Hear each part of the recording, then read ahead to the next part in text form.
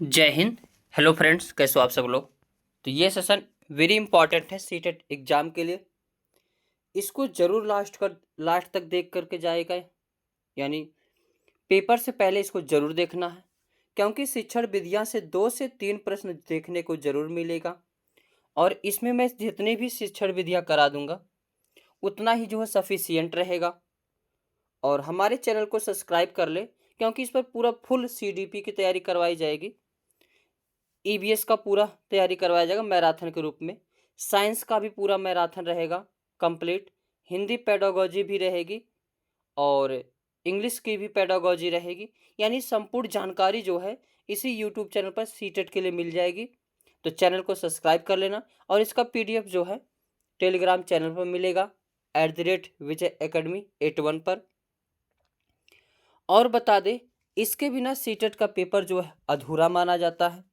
अगर अब तो पास में आने वाला है सितंबर, यानी सीटेट का पेपर, इससे पहले का पीवाईक्यू उठा करके अगर देखेंगे तो शिक्षण विधिया से 2 से 3 प्रश्न जरूर देखने को मिला है। और जितना मैं बता देता हूँ, इससे ज़्यादा देखने की आवश्यकता भी नहीं पड़ेगी। इतना ही देख के चले जाना, सारे क्वेश्चन जो शिक्षण विधियाँ के हैं हल हो जाएंगे। और इससे पहले भी हमने बहुत सारे टॉपिक बना चुके हैं और ऐसे धीरे धीरे बनाते भी हम लोग आगे बढ़ रहे हैं। और इसी सीरीज में आज का जो है शिक्षण विधियां है, लगभग 22वां टॉपिक है। और इसके पहले एनसीएफ 2005, आरटी 2009, एनईपी 2020, जो कि सीडीपी का पूरा एक मेन सोर्स माना जाता है, उसको भी हमने करा दिया है। किशोरावस्था, हावर्ड गार्डनर, जीन पियाजे, वाइगोस्की, आईपी पावलोव, थारनाइट, इन सभी का जो है इस पे वीडियो करा चुके हैं, तो वहाँ से देख लेना। और जिस टॉपिक को मैं यहाँ पे कराता हूँ इस यूट्यूब चैनल पर, उससे ज़्यादा देखने की आवश्यकता भी नहीं है, उतना ही जो है सफिशियंट है। तो चलते हैं, देखते हैं टीचिंग मेथड्स यानी शिक्षण विधियाँ। और जो कोई भी डाउट रहे तुरंत कमेंट बॉक्स में लिख करके पूछ सकते, सारे डाउट क्लियर कर दिए जाएंगे। पहली विधि है आगमन विधि। इसको हम लोग इंडक्टिव, इसको इंग्लिश में क्या कहा जाता है, inductive method. Very important, most important इसको लगाना। आगमन विधि, आगमन विधि के जनक या प्रतिपादक कौन है, तो अरस्तु महोदय हैं। और इस विधि में सीधे अनुभव, ये बातें ध्यान रखना जो अभी बताया जा रहा है, अनुभवों, उदाहरणों, प्रयोगों का अध्ययन करके नियम निकाले जाते हैं। यानी आगमन विधि में जो होता है, सबसे पहले अनुभव को प्रियॉरिटी मिलती है, उदाहरण को प्रियॉरिटी मिलती है, प्रयोग को प्रियॉरिटी मिलती है। यानी अनुभव के आधार पर जो है प्रयोग करके स्वयं ही जो है सिद्धांत निकाले जाते हैं। यह शिक्षण विधि छात्र केंद्रित विधि है। वेरी इंपॉर्टेंट, जो भी विधि छात्र केंद्रित विधि होती है वह अपने आप में ही वेरी इंपॉर्टेंट हो जाती है, जो विद्यार्थियों को करके सीखने पर बल देती है। यानी लर्निंग बाय डूइंग, जो करके सीखना होता है वो खुद में ही अपने आप में पॉजिटिव टैग वर्ड है। और करके सीखने का पर जो है एनसीएफ 2005, आरटी 2009, एनईपी 2020 सभी जो है करके सीखने पर बल देते हैं। तो करके सीखने पर बल कौन सी विधि देती है, तो आगमन विधि। यह एक मनोवैज्ञानिक विधि है। यानी एक ऐसी विधि है, मनोवैज्ञानिक विधि है। इस विधि में तर्क कैसे होता है उसको देखते हैं। ये जितने लाइन यहाँ पे लिखी गई है सभी मोस्ट इम्पॉर्टेंट है। उदाहरण से नियम की ओर, ऐसे डायरेक्ट एग्जाम में आएगा, उदाहरण से नियम की ओर में कौन सी विधि है, तो ऐसे। तो उदाहरण से नियम की ओर यानी आगमन विधि में सबसे पहले उदाहरण दिया जाता है, फिर नियम के बारे में बताया जाता है। स्थूल से सूक्ष्म की ओर, यानी पहले स्थूल चीज़ें दिखाई जाती है, जैसे आम का पेड़ हो गया, फिर उस पर फल हो गया आम, यानी सबसे पहले स्थूल चीज़ें दिखाई जाती है। विशिष्ट से सामान्य की ओर, यानी पहले विशिष्ट चीज़ें दिखाई जाएगी फिर सामान्य। ज्ञात से अज्ञात की ओर, यानी ज्ञात से अज्ञात, पहले ज्ञात वस्तुएं बताई जाएगी फिर अज्ञात के रूप में चर्चा किया जाएगा। यानी पहले क्या बताया जाएगा, ज्ञात वस्तु।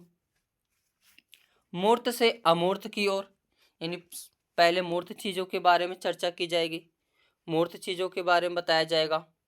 जैसे क्या है, पेड़ है, पेड़ पर क्या लगते हैं? अरे ये तो आम का पेड़ है, फल लगते हैं, खाते हैं। प्रत्यक्ष से प्रमाण की ओर, यानी सबसे पहले प्रत्यक्ष चीजों के बारे में बताना है, फिर प्रमाणिक पर चलना है। दूसरी विधि है निगमन विधि, यानी डिडक्टिव मेथड।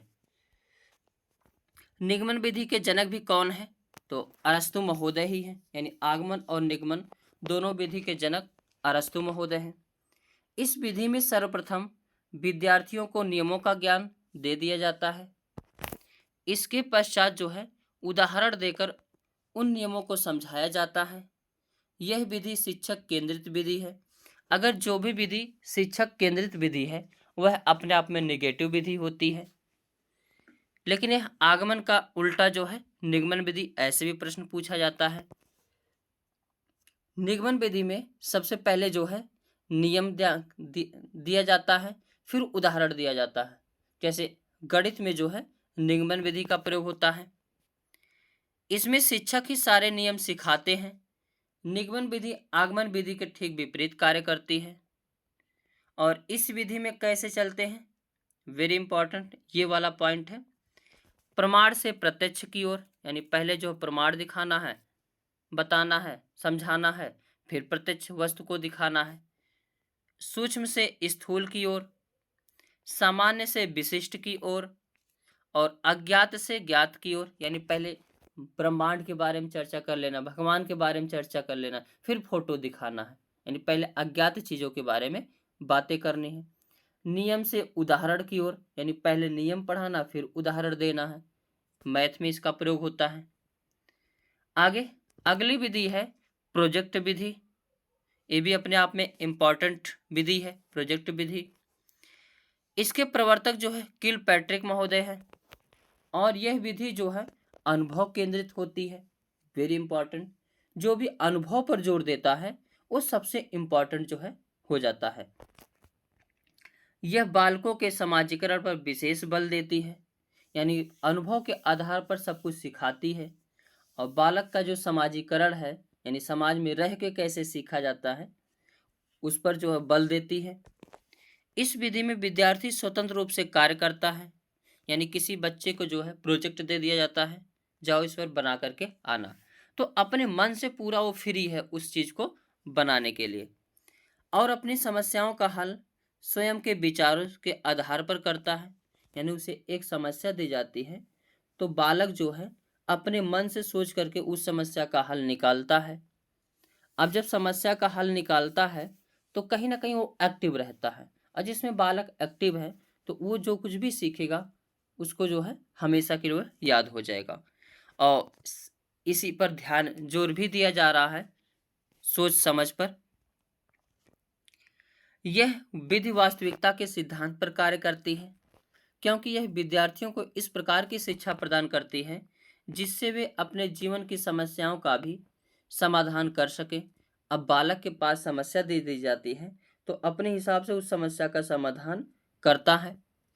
अब जब अपने हिसाब से करता है तो जिंदगी में भी आगे जो है लड़ाई लड़ने के लिए तैयार हो जाता है, आगे जो है उस चीज को ध्यान रखता है।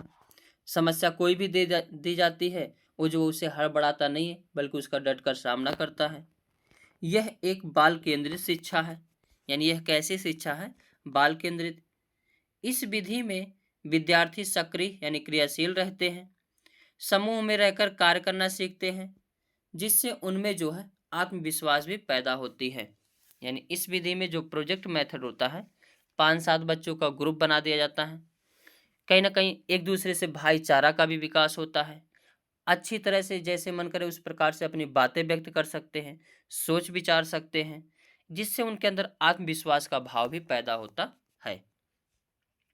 अगली विधि है प्रत्यक्ष विधि।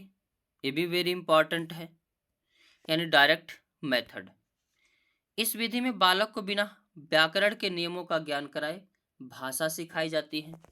जैसे बचपन में मातृभाषा जो हम लोगों की होती है उसको कोई सिखाता नहीं है, फिर भी हम लोग एक अच्छे तरीके से उस भाषा को सीख लेते हैं। ये जो भाषा को हम लोग सीख लेते हैं अपने आप, ऐसे ही प्रत्यक्ष विधि का प्रयोग किया जाता है। अब कोई हिंदी भाषा का बालक है, उसको इंग्लिश सीखना है तो इंग्लिश वाले एरिया में अगर उसको हम कर देंगे, यानी प्रत्यक्ष वहां पे रहेगा, सुनेगा, बोलेगा, तो वह उस भाषा को क्या करेगा, सीख जाएगा। इस विधि में जो बालक की मातृभाषा होती है उसे बिना मध्यस्थ बनाए उसे अन्य भाषा सिखाई जाती है। अब वह बालक को जो है प्रत्यक्ष रूप से जो है इंग्लिश वाले एरिया में भेज दिए, क्या वहाँ कोई व्याकरण सिखाएगा? नहीं। क्या बचपन से जो भाषा सीखे हो क्या उसमें व्याकरण प्रयोग किए हो? नहीं। तो इसको जो प्रत्यक्ष रूप से जो उस बालक क्या करता है, उसे सीख लेता है। अर्थात मातृभाषा की सहायता नहीं लेकर बल्कि विद्यार्थियों को सीधे बार बार मौखिक एवं लिखित अभ्यास द्वारा सीधे नई भाषा सिखाई जाती है। इसमें क्षेत्रीय भाषा का भी प्रयोग नहीं किया जाता है। अब बालक जब अलग दुनिया में गया है, अलग भाषा में गया है, तो यहाँ की भाषा है ही नहीं, तो ना मातृभाषा काम आएगी ना ही क्षेत्रीय भाषा काम आएगी, जिससे वह जो है प्राकृतिक रूप से सीख सके। इस विधि में वार्तालाप के माध्यम से अधिक सीखने पर बल दिया जाता है, जिससे वह जो है प्राकृतिक रूप से सीख सके। इस विधि में श्रव्य दृश्य सामग्री का प्रयोग किया जाता है, यानी जितने भी सामग्री होती है, श्रव्य सामग्री, श्रव्य दृश्य सामग्री, सभी का प्रयोग करके जो है भाषा प्रत्यक्ष रूप से सिखाई जाती है। अब अगर देखोगे कोई भी स्टेशन, जैसे अयोध्या का स्टेशन हो गया, इसके पास बहुत सारे विदेशी आते हैं और जो वहाँ पे बैटरी वाला रिक्शा या कोई रिक्शा चलाते हैं तो कभी पढ़े नहीं होते हैं, फिर भी जो है धीरे धीरे बोलते बोलते वो क्या करते हैं, सीख जाते हैं। प्राथमिक कक्षाओं हेतु यह विधि अत्यंत उपयोगी होती है। इस पद्धति का मुख्य सिद्धांत यह है कि जिस प्रकार बालक श्रवण अनुकरण द्वारा मातृभाषा सीख लेता है, उसी प्रकार दूसरी भाषा भी क्या करेगा, सीख लेगा। आगे विश्लेषण विधि यानी एनालिसिस मेथड। इस विधि के जनक जो है हेनरी एडवर्ड आर्मस्ट्रांग है। इस विधि में समस्या को छोटे छोटे भागों में बांटकर उनका अध्ययन व समीक्षा करते हुए उसे हल किया जाता है। इस विधि में उपयुक्त गणितीय प्रक्रिया अपनाते हैं, यानी जो विश्लेषण विधि है, एनालिसिस मेथड, इसके जनक कौन है, हेनरी एडवर्ड आर्मस्ट्रांग। और इसमें जो है कहीं ना कहीं जो है छोटे छोटे चीजों में कोई भी समस्या को बांटकर हल किया जाता है। जैसे हमने बताया आम के बारे में विशेषता बताओ, तो पहले पेड़ को बांट दिए, जड़ को बांट दिए, पत्ती को बांट दिए, फल को बांट दिए, मिठाई, उसमें फिर उसके बाद धीरे धीरे चर्चा करने लगे।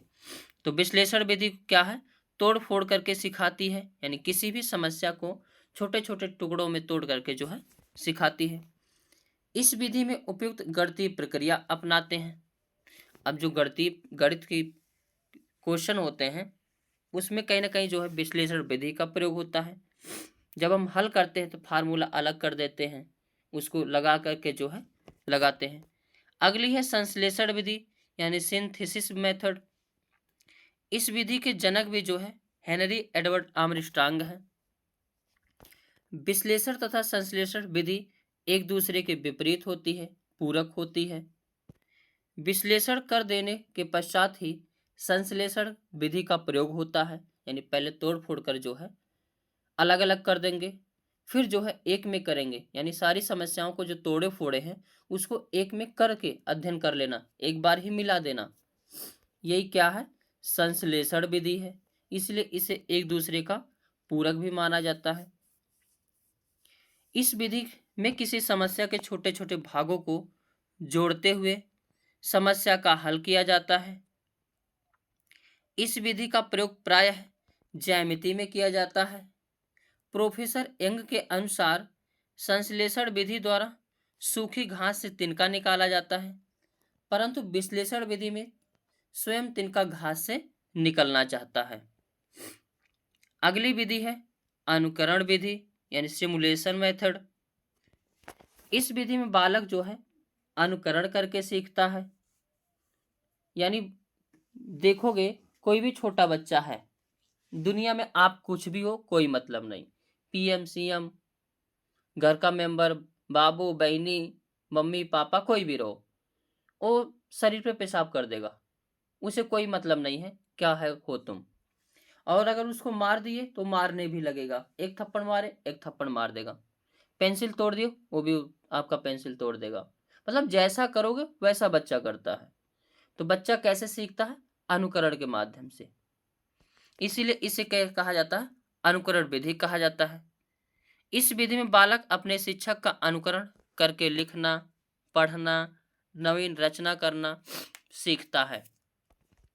इस विधि के अंतर्गत बालक शिक्षक के उच्चारण को सुनकर वाचन करना सीखते हैं। यानी जैसे ही शिक्षक जो पढ़ाता है, वैसे ही बालक जो है उसको सीखता है, उसको बोलता है, उसको ग्रहण करता है। पहले शिक्षक बोलता है, फिर बच्चे उसका अनुसरण करते हैं। इस विधि के आधार पर ही शुद्ध आचार जो है उच्चारण को ही भाषा का शिक्षक का सर्वश्रेष्ठ गुण माना जाता है। यानी शुद्ध उच्चारण कैसे बच्चा सीखता है? अनुकरण करके। अगली विधि है व्याख्यान विधि यानी लेक्चर मेथड। ये छोटी क्लासों में सही नहीं है, ऊंची क्लासों में जो है ये सही विधि मानी जाती है, जबकि जो है छोटे क्लास में नहीं। इस चीज को ध्यान रखना। व्याख्यान विधि में किसी तथ्य विषय की व्याख्या की जाती है। व्याख्यान विधि को शिक्षण की सबसे प्राचीन विधि भी माना जाता है, कई बार पूछा गया है। सबसे निम्न में से कौन सी सबसे प्राचीन विधि है? तो व्याख्यान विधि। इस विधि में शिक्षक की भूमिका प्रमुख होती है, इसलिए इसे शिक्षक केंद्रित शिक्षण विधि मानी जाती है। यानी इसमें जो शिक्षक होता है वो लेक्चर दे देता है, बालक सुने समझे या नहीं कोई मतलब नहीं।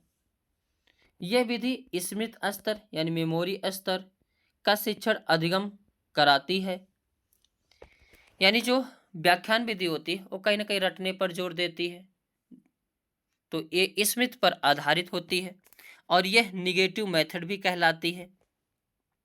सामाजिक विज्ञान में व्याख्यान विद्या जो है विधि का प्रयोग सबसे अधिक होता है। व्याख्यान शिक्षण विधि में पाठ्य पुस्तक एवं विषय वस्तु के प्रस्तुतिकरण पर अधिक बल देता है। मतलब जो कुछ भी चीजें हैं केवल उसको प्रस्तुत करा देना है, रटा देना है, सुना देना है, लेक्चर दे देना है, यही है क्या? व्याख्यान विधि। इसमें टीचर एक्टिव होता है जबकि बालक निष्क्रिय होते हैं।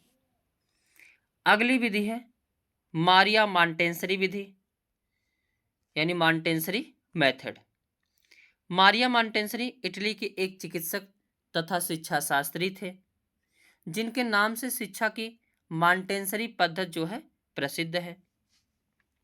यह पद्धति, ये चीज याद रखना, 2.5 से 6 वर्ष तक के बच्चों को हेतु प्रयोग में ली जाने वाली पद्धति है। इसका विकास डॉक्टर मारिया द्वारा रूस विश्वविद्यालय में मंदबुद्धि बालकों की चिकित्सा हेतु, उनकी शिक्षा हेतु किया गया था, जो कुछ समय के बाद सामान्य बुद्धि के बालकों के लिए भी शिक्षा के में उपयोग में लाई गई। डॉक्टर मारिया का मानना था कि शिक्षा का मूल उद्देश्य बालक का सर्वांगीण विकास होना चाहिए। ये चीज ध्यान रखना।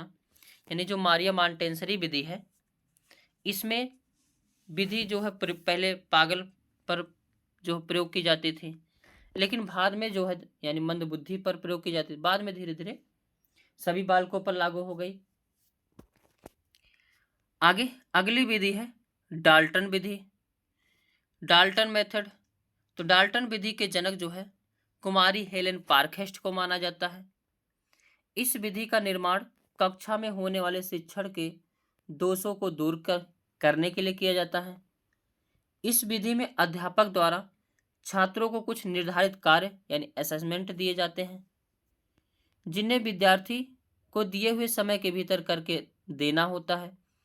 इस प्रकार इस विधि द्वारा कार्य करने में बालकों को पूर्ण स्वतंत्रता दी जाती है। यानी डाल्टन मेथड भी जो है प्रोजेक्ट मेथड के तहत है, प्रोजेक्ट मेथड जैसा ही है। इसमें भी काम बच्चों को दे दिया जाता है, बच्चा अपने हिसाब से उस काम को करके लाता है। अगली विधि है भाषा संसर्ग विधि यानी लैंग्वेज इनकॉर्पोरेशन मेथड।